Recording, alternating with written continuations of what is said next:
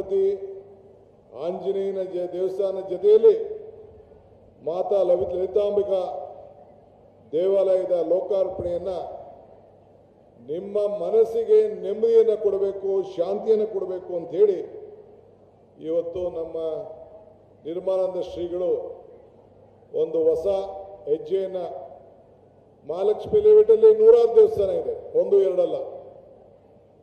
ಈ ಒಂದು ಮಹಾಲಕ್ಷ್ಮಿ ಲೇಔಟ್ಗೆ ಒಂದು ದೊಡ್ಡ ಆಕರ್ಷಣೆ ಇದೆ ಅಂತ ನಾನು ಈಗಾಗಲೇ ಹೇಳಿದ್ದೇನೆ. ಇವತ್ತು ಕಟ್ಟಿಸಿದ್ದಾರೆ. ಬಹುಶಃ ನಾನು ಆಗಲೇ ಸ್ಟಾರ್ಟಿಂಗಲ್ಲಿ ಹೇಳ್ತೇನೆ, ಭಕ್ತನಿಗೂ ಭಗವಂತನಿಗೂ ವ್ಯವಹಾರ ಮಾಡೋಂಥ ಸ್ಥಳ ದೇವಾಲಯ. ಇವತ್ತು ವಿವಿಧ ರೀತಿಯಲ್ಲಿ ನಾವು ದೇವರುಗಳನ್ನು ನಾವು ಹೆಸರನ್ನು ನಾವು ಕಾಣ್ತೇವೆ. 3 ಕೋಟಿ ದೇವತೆಗಳಿದೆ ಅಂತ ನಮ್ಮ ಹಿರಿಯರು ಹೇಳಿದ್ದಾರೆ. ನಾನು ಅದನ್ನು ಲೆಕ್ಕ ಹಾಕಕ್ಕೆ ಹೋಗುವುದಿಲ್ಲ. ನಮ್ಮ ಕಣ್ಣಿಗೆ 100 ದೇವರುಗಳು ಕಾಣ್ತದೆ.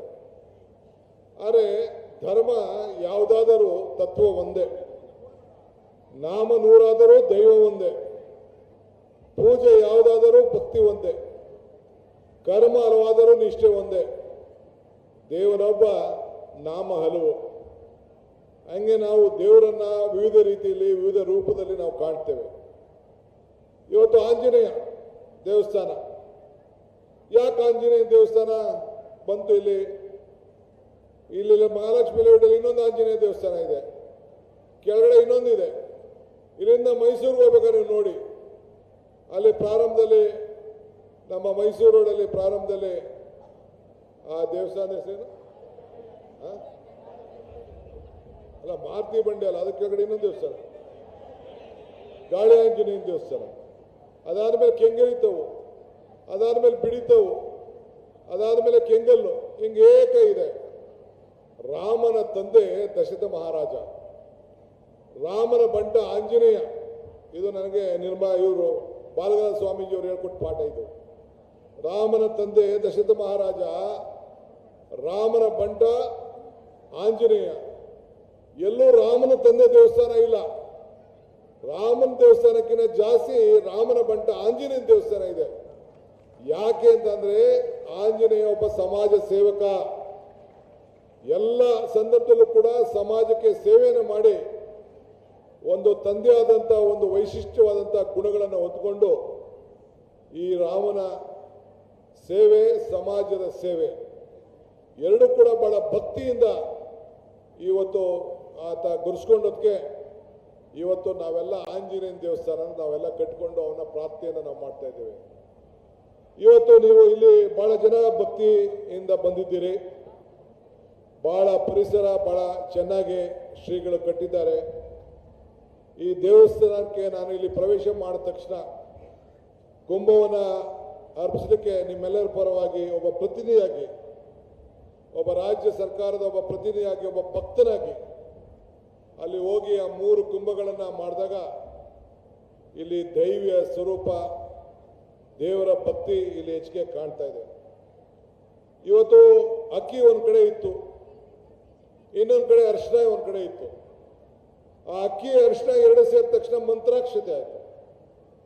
ಹೆಣ್ಣು ಒಂದು ಕಡೆ ಇತ್ತು, ಗಂಡು ಒಂದು ಕಡೆ ಇರ್ತದೆ. ಅವೆರಡು ಸೇರಿದ ತಕ್ಷಣ ವಧುವರರಾಗ್ತಾರೆ.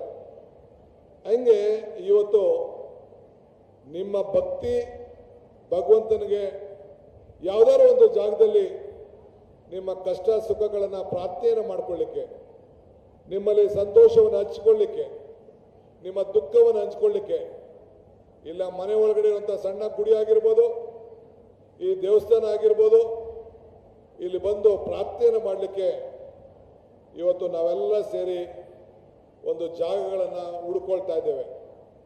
ಕೆಲವು ಬಹಳ ದೂರ ನಾವು ಹೋಗ್ತೇವೆ. ಕೊನೆಗೆ ನಮಗೆ ನೆಮ್ಮದಿ ಬೇಕು, ಪ್ರಾರ್ಥನೆ ಬೇಕು ಅಂತೇಳಿ ಬಹಳ ದೂರದಲ್ಲಿ ನಾವು ಹೋಗ್ತೇವೆ. ಇವತ್ತು ಮನಸ್ಸಿಗೆ ಹಸುವ ಇದು ಮನಸ್ಸಿಗೆ ಏನಾದ್ರು ಒಂದು ದುಃಖ ಆದಾಗ, ಸಂತೋಷ ಆದಾಗ ಇನ್ನೇನು ಜಾಗ ನಮಗೆ, ಎಲ್ಲಿ ನಮಗೆ ನಂಬಿಕೆ ಇರ್ತದೋ ಆ ಜಾಗಕ್ಕೆ ನಾವು ಹೋಗ್ತೇವೆ. ಇವತ್ತು ತಮ್ಮ ನಾನು ಕೇಳ್ಕೊಳ್ಳೋದು ಇಷ್ಟೇ, ದೇವರು ವರನೂ ಕೊಡೋದಿಲ್ಲ, ಶಾಪನೂ ಕೊಡೋದಿಲ್ಲ, ಅವಕಾಶ ಮಾತ್ರ ಕೊಡ್ತಾನೆ. ಆದರೆ ನಿಮಗೆ ಕೊಡುವಂಥ ಒಂದು ಅವಕಾಶದಲ್ಲಿ ನೀವೇನು ಮಾಡ್ತೀರಿ ಅಂತ ಬಹಳ ಮುಖ್ಯ. ಇವರು ಹಿರಿಯರು ಹೇಳಿದ್ದಾರೆ, ಮನೆ ಹುಷಾರು ಮಠ ಹುಷಾರು ಅಂತೇಳಿ. ನಮ್ಮ ಮನೆಗಳನ್ನು ನಾವು ಯಾವ ರೀತಿ ಕಾಪಾಡ್ತೀವೋ ಹಂಗೆ ನಮ್ಮ ಮಠಗಳನ್ನು ಕೂಡ ನಾವು ಕಾಪಾಡಬೇಕು. ನಮ್ಮ ದೇವಸ್ಥಾನಗಳನ್ನು ಹೋದ ತಕ್ಷಣ ನಾವು ಯಾಕೆ ಈ ಒಂದು ಮಂಗಳಾರತಿಗೆ ಒಂದು 10 ರೂಪಾಯಿ 50 ರೂಪಾಯಿ 100 ರೂಪಾಯಿ ಯಾಕೆ ಹಾಕ್ತೀವಿ? ನಮ್ಮಲ್ಲಿರೋ ಏನು ಶಕ್ತಿಯನ್ನ ಇನ್ನು 100 ಜನಕ್ಕೆ ಅವಕಾಶ ಸಿಕ್ಲಿ ಅಂತ ನಮ್ಗೆ ಆಸೆ ಬಹಳ ದೊಡ್ಡದಿದೆ. ಪ್ರತಿಯೊಬ್ಬ ಮನುಷ್ಯನಿಗೆ ಜೋಬಿಗೆ 100 ರೂಪಾಯಿ ಸಿಕ್ಕರೆ ಸಾಕು. 100 ಸಿಕ್ಕಿದ ತಕ್ಷಣ 1000 ಸಿಕ್ಲಿ ಅಂತಾರೆ, 1000 ಸಿಕ್ಕಿದ ತಕ್ಷಣ ಲಕ್ಷ ಸಿಕ್ಲಿ ಅಂತಾರೆ, ಲಕ್ಷ ಸಿಕ್ಕಿದ ತಕ್ಷಣ ಕೋಟಿ ಸಿಕ್ಲಿ ಅಂತಾರೆ, ಕೋಟಿ ಸಿಕ್ಲಿ ಅಂದ ತಕ್ಷಣ ಯಾವ್ದಾದ್ರು ನಮಗೊಂದು ದೊಡ್ಡ ಅಧಿಕಾರ ಬರಲಿ ಅಂತ ಕೇಳ್ತಾರೆ, ಅಧಿಕಾರ ಬಂದ ತಕ್ಷಣ ಇನ್ನೂ ಒಂದು ದೊಡ್ಡ ಚಕ್ರಪತಿ ಆಗಬೇಕು ಅಂತ ಆಸೆ ಪಡ್ತಾರೆ. ಹಂಗೆ ಇವತ್ತು ಏನಾದ್ರು ದೊಡ್ಡ ತಕ್ಷಣ ಕೊನೆ ದೇವಲೋಕಕ್ಕೆ ಹೋಗಿ ಬರೋಣ ಅಂತ ಒಂದು ಪ್ರಯತ್ನವನ್ನು ಮಾಡ್ತಾರೆ. ಕೊನೆಗೆ ಆಸೆಗೆ ಕೊನೆ ಇಲ್ಲ. ಸೊ ಆದ್ರಿಂದ ನಮ್ಮ ಆಸೆಗಳನ್ನೆಲ್ಲ ಒಂದು ಕಡೆ ಬದಿಗಿಟ್ಟು ಮಾನವ ಧರ್ಮಕ್ಕೆ ಜಯವಾಗಲಿ, ಧರ್ಮದಿಂದಲೇ ವಿಶ್ವಕ್ಕೆ ಶಾಂತಿ ಅಂತೇಳಿ ನಮ್ಮ ಗುರುಗಳೊಬ್ಬರು ಹೇಳಿದ್ದಾರೆ. ಹಂಗೆ ಮಾನವ ತತ್ವ ನಮ್ಮ ಧರ್ಮದಲ್ಲಿ ಯಾವುದೇ ಜಾತಿ ಇರುವುದು, ನಮ್ಮಲ್ಲಿ ಮಾನವೀಯತೆಯನ್ನು ನಾವು ಉಳಿಸ್ಕೊಂಡು ನಾವು ಕಾಪಾಡ್ಕೊಂಡು ಹೋಗಬೇಕು. ಆಸೆಗೆ ಯಾವತ್ತೂ ಕೂಡ ಕೊನೆ ಇಲ್ಲ. ಆ ದೃಷ್ಟಿಯಿಂದ ಈ ಸಂದರ್ಭದಲ್ಲಿ ತಾವೆಲ್ಲ ಇಷ್ಟು ದೊಡ್ಡ ಸಂಖ್ಯೆಯಲ್ಲಿ ನನ್ನ ತಾಯಂದಿರೆಲ್ಲ ಸೇರಿದ್ದೀರಿ. ಇವತ್ತು ಪ್ರಯತ್ನ ನೀವೆಲ್ಲ ಬೇಕಾದಷ್ಟು ಬೆಳಗ್ಗೆ ಪ್ರಯತ್ನಗಳು ಮಾಡ್ತಾ ಇರ್ತೀವಿ. ನಮ್ಮ ಪ್ರಯತ್ನಗಳು ವಿಫಲ ಆಗ್ಬೋದು, ಆದರೆ ಪ್ರಾರ್ಥನೆ ವಿಫಲ ಆಗಲಿಕ್ಕೆ ಸಾಧ್ಯ ಇಲ್ಲ ಅನ್ನೋದು ನನಗೆ ನಂಬಿಕೆ. ಸೊ ಹಂಗೆ ನಿಮ್ಮ ಕಷ್ಟ ಸುಖಗಳಲ್ಲಿ ಬೇಕೆ ಯಶಸ್ಸನ್ನು ಕಾಣಬೇಕಾದ್ರೆ ಪ್ರಾರ್ಥನೆ. ಸೊ ಆ ಪ್ರಾರ್ಥನೆಯ ಸ್ವರೂಪಕ್ಕೆ ಇಲ್ಲಿ ಬಂದು ಈ ದೇವರ ಸನ್ನಿಧಿಗೆ ಬಂದು ಇವತ್ತು ಪ್ರಾರ್ಥನೆ ಮಾಡಲಿಕ್ಕೆ ಅವಕಾಶವನ್ನು ನಮ್ಮ ನಿರ್ಮಲಾನಂದ ಶ್ರೀಗಳು ಇವತ್ತು ನಿಮಗೆ ಮಾಡಿಕೊಟ್ಟಿದ್ದಾರೆ.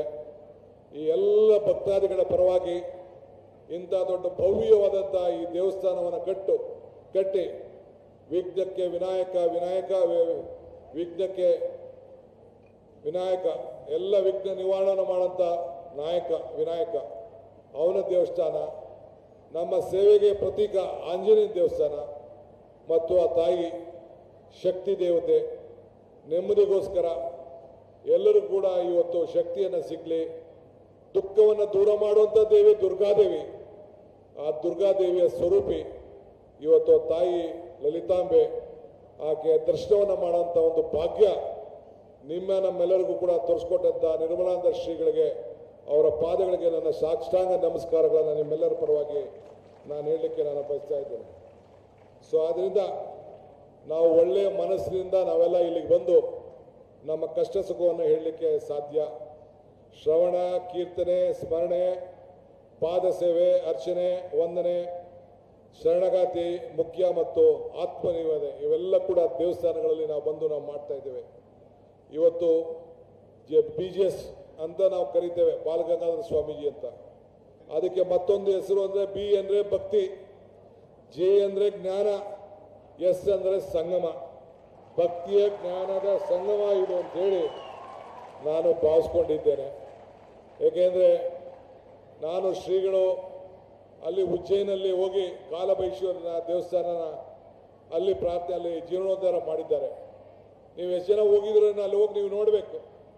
ಆ ದೇವಿಗೆ ಎಷ್ಟು ನಾವು ಅಲ್ಲಿ ಲಿಕ್ಕರ್ ತಗೋತದೆ, ಅಂದರೆ ಲಿಕ್ಕರ್, ವೈನೋ, ವಿಸ್ಕಿನೋ ತಗೋತಾ ಇರ್ತದೆ. ನೀವು ಎಷ್ಟು ಹಾಕಿದ್ರು ಅದು ಎಲ್ಲಿಗೆ ಹೋಯ್ತು ಅಂತ ಗೊತ್ತಾಗೋದಿಲ್ಲ. ಆ ದೇವಿಯ ಸ್ವರೂಪ ಎಷ್ಟಿದೆ ಅಂತ ಅಲ್ಲಿ ನಮ್ಮ ದೊಡ್ಡ ಸ್ವಾಮಿಗಳು ಹೋಗಿ ಜೀರ್ಣೋದ್ಧಾರವನ್ನು ಮಾಡಿದ್ದಾರೆ. ನಾನು 2-3 ಬಾರಿ ನನ್ನ ಕುಟುಂಬ ಕರ್ಕೊಂಡು ಹೋಗಿದ್ದೆ. ನೀವು ಹೋಗ್ಬೇಕಲ್ಲಿ ಮಹಾಕಾಲೇಶ್ವರ ಹಾಕದಲ್ಲಿ ಪಕ್ಕದಲ್ಲಿ ಒಂದು 10 ಕಿಲೋಮೀಟ್ರಲ್ಲಿ ಅದಿದೆ, ಅಲ್ಲಿಗೆ ಹೋಗ್ಬೇಕು. ಮೊನ್ನೆ ಅಮೇರಿಕಕ್ಕೆ ಹೋಗಿದ್ದೆ, ನ್ಯೂ ಜೆರ್ಸಿಲೂ ದೇವಸ್ಥಾನ ಮಾಡ್ತಾ ಇದ್ದಾರೆ.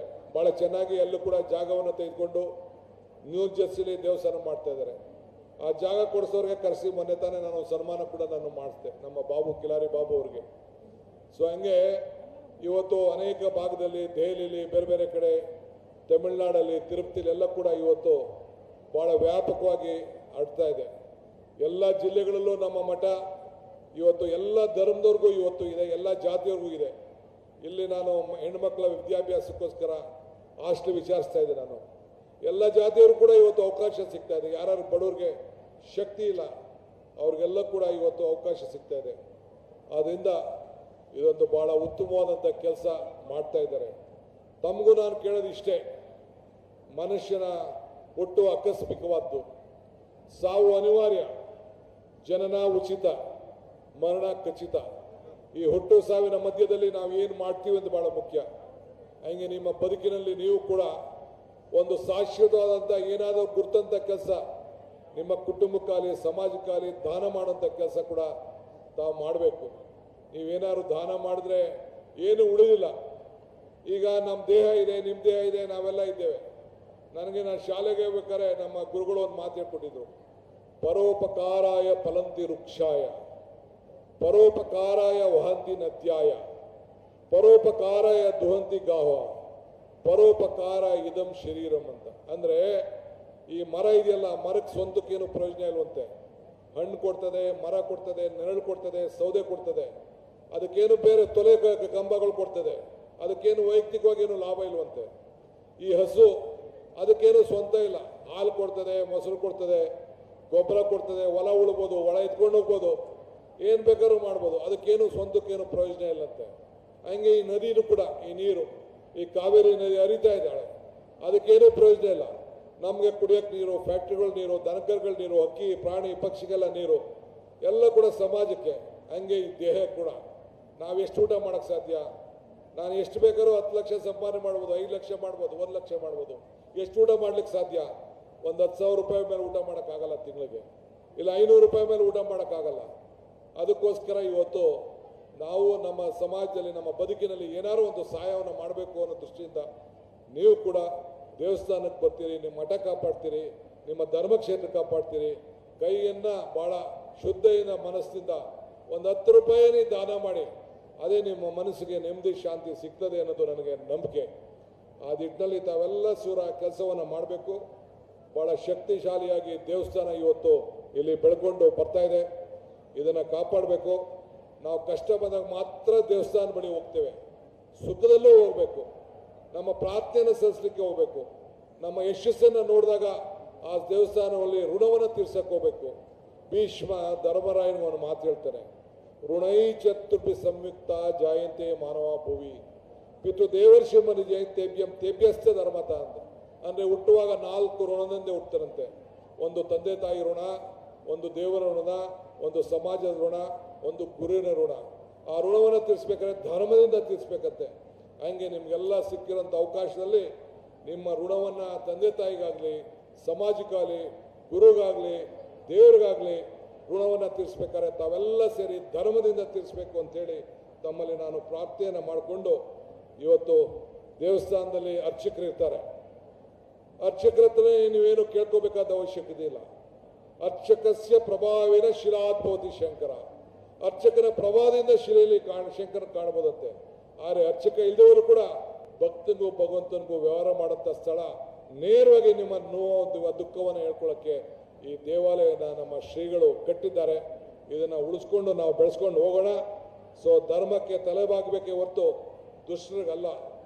ಅರಮನೆ ಸ್ಥಾನದಲ್ಲಿ ಇವತ್ತು ಸರ್ಕಾರ ಇದೆ, ಗುರುಮನೆ ಸ್ಥಾನದಲ್ಲಿ ನಮ್ಮ ಮಠ ಇದೆ.